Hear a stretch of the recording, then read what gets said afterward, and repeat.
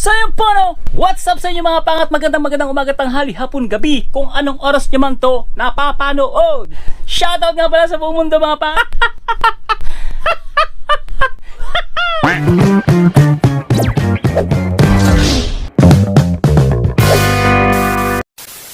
Namiss ko yung ganong introan ah. Medyo energetic tayo mga pangat kasi kaina pa tayo gising. Actually lumabas tayo ng bahay mga pangat kung saan tayo nagpupunta. Bago ang lahat, syempre mga pangat, pag day off, ano pang gagawin? Actually nakapaglaban na tayo mga pangat. Magsasampay na tayo ngayon. At syempre maglinis tayo ng bahay ngayon mga pangat. So wala tayong gagawin kundi maglinis ng bahay. As a responsible OFW ng isang flat, kinakailangan maglinis, ha? Pero mga pangat, sa ibang flat, may mga naglilinis dyan mga pangat actually. Yung iba lang, hindi naman lahat mga pangat. Pero dahil ikaw ay responsible overseas Filipino workers, siyempre, linis din mga pangat pag may time. Ano pang inantay natin mga pangat, magagabi na. Kailangan natin magsampay para matapos ito mga pangat. Let's go! At may gagawin pa tayo mamaya, marami pa tayong gagawin mga pangat. Nalabas pa tayo, may kakatagpin tayo mamaya mga pangat. Anong oras na? Let's go!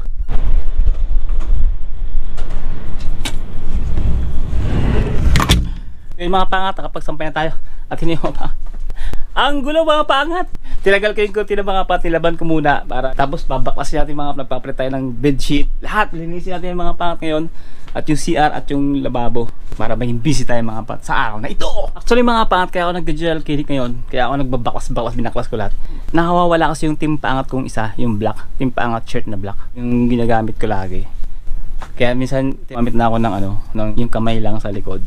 Kasi yung isa kong team pangat, yung makapal kong mukha, nawawala. Hindi ko alam kung saan ko nilagay. Basta alam ko dito lang sa bahay. Pero lugugin ko, babaliktarin ko tong kama ko. Sobrang kalat! Ito mga pangat, bilhin natin mga bilhin natin mga kataraan. Lagyan natin ng tubig. So dito mga pangat para maganda. Yan. Para medyo tipid-tipid, no? So lagyan natin ng tubig. Tapos butakas natin mga pangat. Tara, pasilip natin doon mga pangat sa mga dilaw-dilaw. Sa mga naninilaw-nilaw na paligid mga pangat. Ka-deers, diba? Yan natin yan mga pangat. Yan natin yan. Ang tagal. Yan natin yan dilaw-dilaw natin ano mangyayari yung mga. Ito bakit yung gawin natin ito. Ayan, yung dilaw-dilaw niyan. Sa kapaligiran. So, dilaw ito. Diba? Dilaw yan, diba? Ayan natin yan mamaya. Linisin natin yan. So, babalik natin mamaya mga pangat. Titingnan natin kung anong itsura. Babag muna natin ng konti. Kasi itong cover natin na hilaban. Ito na. 1 minute na lang. Sampay na natin yan. Tapos na. Ito mga pangat to. Yan yung sinasabi ko sa inyo, diba?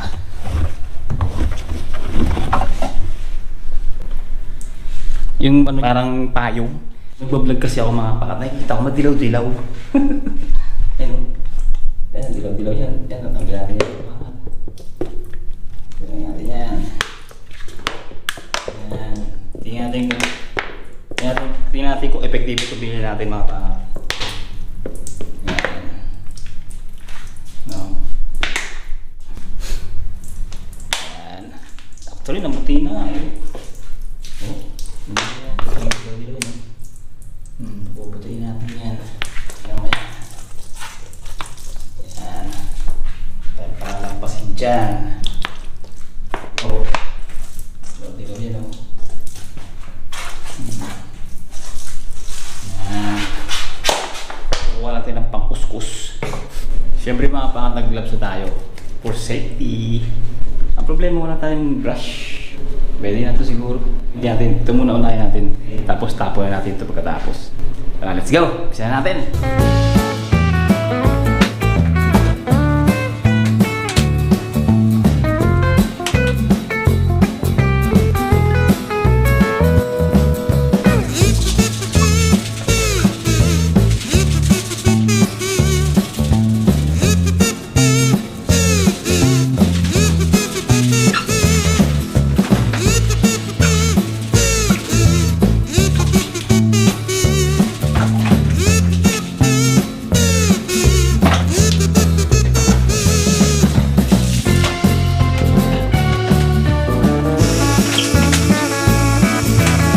Pwede na mag-Canada. Huh? Tumigal. Ayan.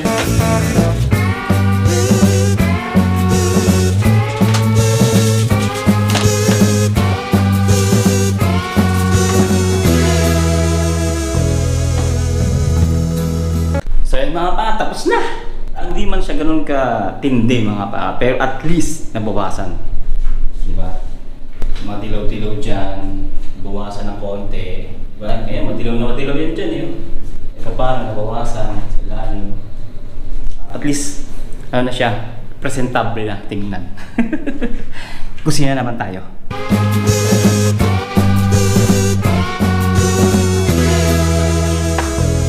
Oh, no, no, no, no.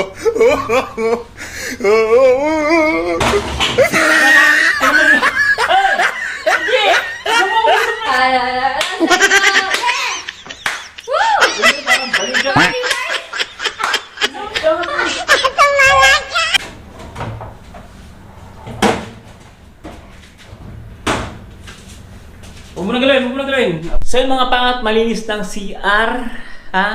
Malinis ng kusina. At isa pa mga pangat, hindi ko na talaga nakita yung aking team pangat shirt. Asan ka na? Yung isa mga pangat na may muka, hindi ko na makita. Nilughog ko na lahat mga pangat.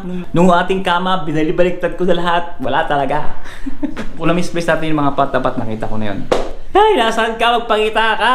Actually, dalawa yung mukha natin. Dalawa yung pansarili ko pala. Dalawa. Yung isa nawawala, yung may level. Yung nawawala.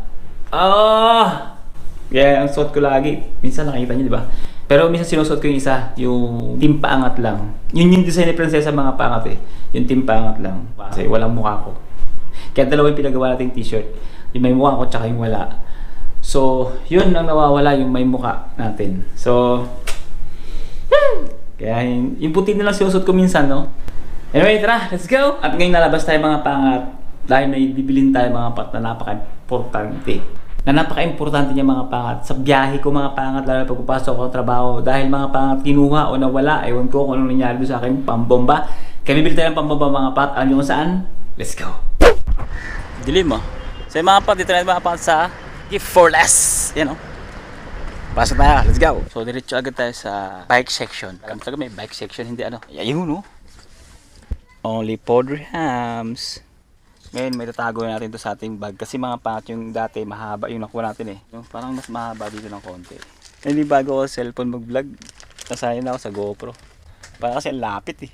So ito, mga upuan.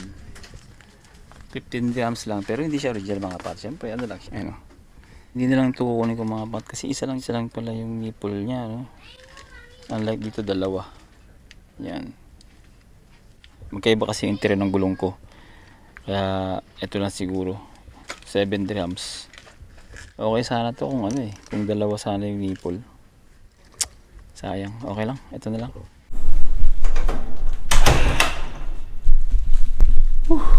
Ay! Kapoy mga ito na bilhin natin mga pangat. At yung mga pangat, siyempre meron tayong pag-uusapan ngayon. Pahinga muna tayo ng konti. At bukas natin ilaw. Medyo nantok ako, napagod ako sa paglilis mga pangat ng CR tsaka ng kusina. Tsaka yung oras talaga, uubusin niya. At syempre mga pangat, available pa rin mga pangat yung ating team pangat shirt ha. Yung two design natin, black and white, meron pa rin tayo mga pangat. Kaya so kung gusto mag-avail, kung gusto mag-order, comment down below mga pangat. At kita-kita tayo sa Facebook page natin, Rogen TV. Doon sa vlog natin yung nakaraan, no, yung regarding doon sa pag-uugali ng mga Pilipino abroad. Siyempre, shoutout ko to siya, no? Shoutout kay Jenny Jens, Jenny Jens 01. So sabi niya, tumpak, makisama ka lang pero wag kang basta magtitiwala. Yun yung parang gusto kong ibig sabihin ng mga pangat. Na wag kang kontrapelo. Huwag mong istresan yung sarili mo mga pangat. Hindi ka nagpunta rito para maghanap ng maraming kaibigan. Hindi ka nagpunta rito para makipagbarkadahan. We are strangers, pare-pare tayong stranghero sa bansang ito mga pangat. Kahit sa anong bansa. Lagi mong iisipin, kaya ka nandito para sa pamilya mo. Nagpunta ka rito to build up your family. Yun lagi mong iisipin. Kaya pag nakaka-encounter ka ng mga taong toxic mga pangat, huwag mo silang pansin. Although makisama ka, sabi niya, makisama ka lang. Pero huwag kang to the point na alam mong naapektuhan yung pagkatao mo at yung relationship mo to your family. Leave them. Umalis ka sa paligid nila, umalis ka sa circle nila. Pero hindi ko sinasabi mga pat na maging makasarili tayo. Sana nagigit yung ibig sabihin. Naisingit ko lang kasi naganda na ako sa sinabi niya. Parang natumbok niya yung yung ibig kong sabihin. Isa pa mga pangat, yung ko napanood yung binasa kong comment doon is mali no mga pangat. May nag-message sa akin personal mga pangat. Sabi, kuya, yung binasa mo mali. Iba yung comment na binabasa mo dun sa nasa screen. So mga pangat, ito kasi yun. Maraming comment sa atin si Kay Brian Cruz. Ito yung mga pangat, pakita ko sa inyo. Ito yung talaga yun. Yan yung yan yung kanyang comment no. Kasi iba't ibang vlog natin, nagko-comment siya. Yun, kaya nagkamali ako ng screenshot. Sorry, pasensya na. Tao lang. Syempre mga pat, bago ang lahat mga pat, comment of the day muna tayo. Hindi naman siya basher actually. Siyang paalala mga pat. Hindi na natin tatakpan yung pangalan mga pat kasi hindi naman to talaga bash na malupitan. No? Sabi ni Mike Casey na yung QV, ayusin nyo mag-video, nakakahilo. Ako rin, nahihilo din ako eh. Sorry naman. Pakiayos pag live, para kang hinahabol lagi. Mga pat, kasi sa totoo lang, talagang binibilisan natin kasi mga pat, yung pagkakat natin. Dahil gusto natin i-compress yung vlog, no? Paiksiin yung oras kasi mga pat. Dahil siyempre yung sa panonood nyo, masayang yung oras kapag sobrang haba ng mga vlog, no? Kaya kung maaari, kinocompress natin kasi yung pag-vlog natin mga pat, more than hour yan. So kinocompress ko yan, kahit umabot lang mga pat ng 20 minutes. Yun. Kaya masyadong mabibilis yung mga salitaan natin. Sorry naman. Siyempre mga pat, dahil may mga comment na ganyan, reminders ba, i-improve pa natin. Meron namang nakakataba o nakakalusog ng isip at puso mga pat na mga comment. So ito babasahin natin, medyo mahaba-haba ito mga pat. Kaya sit and relax with coffee. Sabi ni Pleria Plor, tama ba yung mga bigas ko? Pleria Plor, yan. Continue doing good deeds po, Serogen. Loyal subscriber here. Dahil sa mga video mo, nagkaroon po ako ng idea regarding Dubai. Finally, I'm here na po sa Dubai. Mag 1 month na, but still watching your vlogs. You can glorify God in so many ways. And this kind of deed is the one of the best you did. God is for sure is happy that one of His followers is doing the right way. Marami po kami I know na nakikinabang sa vlogs mo. Though not all have time mag-comment, na-appreciate ko lalo kayo nung napanood ko yung last vlog mo regarding sa sahod na na-receive mo po sa pag-vlog. Gusto ko po sana i-share ito sa inyo at akma-akma sa goal nyo. Matthew 5:16. In the same way, let your light shine before others that they may see your good deeds and glorify your Father in heaven. Pwede ka rin po kasing makamotivate ng iba at gayahin ang goal nyo without expecting something in return. As long as nag-glorify natin si God. Thank you po, God bless, and all the best po sa inyo. Sa team nyo at sa pretty prinsesa nyo po. Yun, wow naman.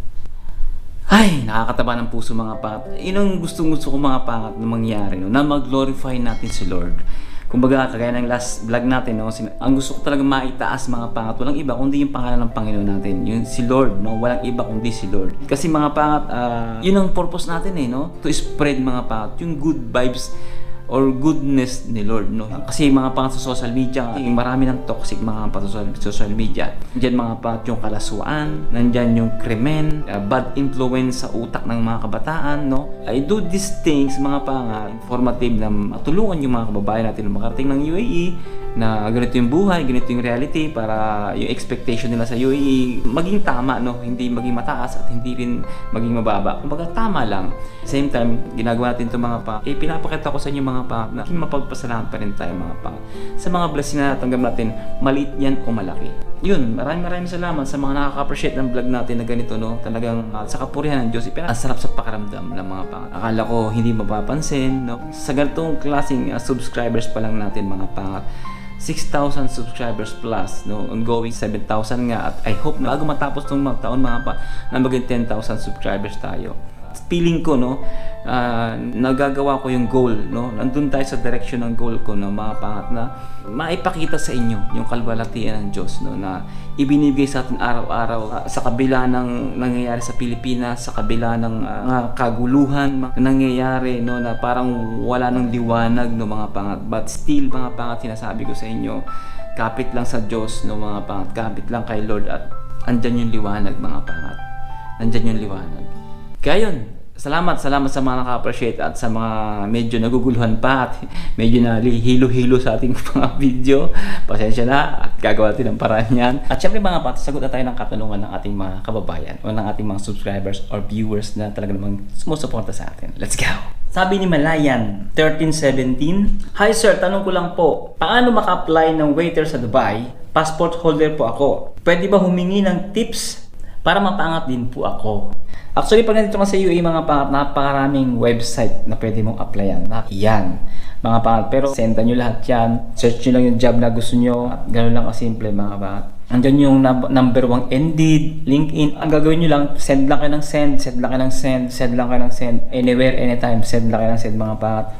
Ng resume nyo, no, mga pangat. Nagbablog din tayo mga pangat sa Facebook on Reels. May mga comment nga doon na sa Indeed talaga, mabilis. Isang linggo lang, pasa lang doon siya ng pasa. O kahit saan daw, pasa lang pasa. Pero kung dyan nga magagaling sa Pilipinas, inuulit ko, through agency tayo, no? Kasi maghahanap kayo ng agency dyan sa Pilipinas. Kung nasa Pilipinas ka, www.workabroad.ph, work abroad. At ang sabi pa mga pak ni Reyes 7636, Sir, paano mag-apply sa waiter dito sa UAE? Ano po mga requirements? Since housemate po ako sa ngayon dito. Actually mga pangat, pagdating naman sa requirements mga pangat, ano yan, resume pa rin, passports, di ba? Credential, kung ikaw ay graduate or diploma ng mga pangat, high school man yan or college degree. So yun lang mga pangat, ang requirements dito sa UAE, dito sa Dubai o sa UAE mga pangat ay hindi na kailangan ng NBI, police clearance, barangay certificate, SSS, pag-ibig, PhilHealth, cedula, o etc. etc. mga pangat. Ang kailangan mo lang dito mga pangat is passport and resume. Kung may visa ka mga pangat o tourist visa ka, mas okay yan kasi gagamitin nila yung mga pangat ng mga kumpanya rito. Pero anyway mga pangat, ang importante pa rin is work of experience. Pero mga pangat, kung may magpapasok sa'yo or may kakilala ka, backer na tinatawag, siguro magagawa ng paraan yun. Pero kapag walk-in ka o nag-iisa ka o mag-a-apply ka by yourself, hinahanap talaga ang experience. But you should try. Try pa rin ang try. Wala namang mawawala. Kung gusto mo, madam, mag-try ka muna sa mga maliit na restaurant. Yan. Para makapasok kayo as FMB or waitress na tinatawag natin. So, try nyo muna doon. Magkaroon ng experience. Wag muna doon sa mga hotel restaurant, sa mga malaking restaurant. So yun lang mga pangat, maraming salamat sa panood. Siguro hanggang dito lang itong vlog na to. At syempre kung nag-enjoy kayo at medyo nakulitan kayo kanina sa intro natin. Pero medyo napagod talaga tayo pangat sa paglinis natin ng CR. No? Di biro ang maglinis, mga housekeeping. No? Sa hotel man yan, sa bahay man yan, o kahit anong establishment. No? Saludo tayo sa mga may bahay o kananayan mga pangat na talagang ginagampanan yung kanilang pagiging nanay, no, sa gawaing bahay. Hindi para sa lahat yun. Sa mga nanay lang na masisipag sa gawaing bahay, ha? Yun lang yun. Yan lang. So mga pangat, maraming salamat sa panonood. Siyempre, think positive lang, good vibes. God bless you all sa lahat ng pagsubok at tagumpay. Siyempre mga pangat, walang iba kundi to God be the glory always. Siyempre mga pangat, see you in the next one. Let's go!